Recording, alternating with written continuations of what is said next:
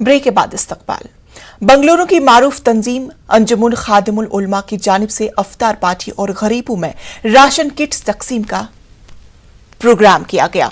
और इससे पहले हम आपको बड़ी खबर दे दें, मुंबई से इस वक्त की बड़ी खबर आ रही है। हज कमेटी ऑफ इंडिया की नौ तश्कील शुदा बॉडी की मीटिंग हो रही है। चेयरमैन अब्दुल्ला कुट्टी ने हज हाउस में मीटिंग की। अब्दुल्ला कुट्टी ने हज 2022 की तैयारियों का जायजा लिया। हज 2022 के लिए 83,020 दरख्वास्तें हुई हैं मौसूल। हज कमेटी ऑफ इंडिया की नौ तश्कील शुदा बॉडी की मीटिंग, मुंबई से इस वक्त की बड़ी खबर आपको बताई जा रही है, जहां पर चेयरमैन अब्दुल्ला कुट्टी ने हज हाउस में मीटिंग मुनाकिद की। अब्दुल्ला कुट्टी ने हज 2022 की तैयारियों का जायजा लिया। हज 2022 के लिए 83,020 दरख्वास्तें मौसूल हुई हैं। हज कमेटी ऑफ इंडिया की जानिब से एक मीटिंग मुनाकिद की गई और मीटिंग के दौरान चेयरमैन अब्दुल्ला कुट्टी ने हज हाउस में मीटिंग मुनाकिद की।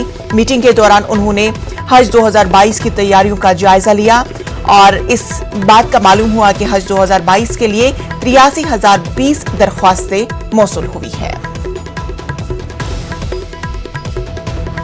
चेयरमैन अब्दुल्ला कुट्टी ने हज हाउस में मीटिंग मुनाकिद की।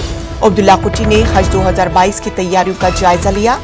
हज 2022 के लिए 83,020 दरख्वास्तें मौसूल हुई है।